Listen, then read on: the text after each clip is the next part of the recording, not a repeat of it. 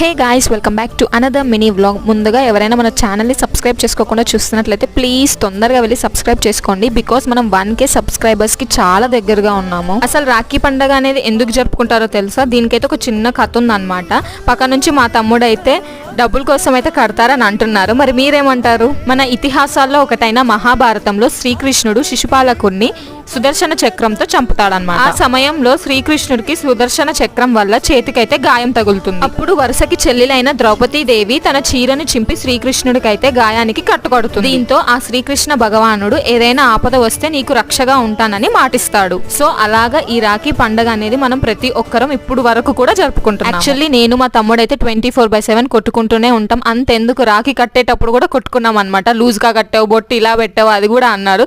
మీ siblings కూడా ఇంతేనా? మీరు మీ రాఖీ పండుగని ఎలా జరుపుకున్నారు? మీ తమ్ముళ్ళు అన్నలు ఏం గిఫ్ట్స్ ఇచ్చారో నాకు కమెంట్ సెక్షన్ లో కమెంట్ చేయండి. బాయ్ గా.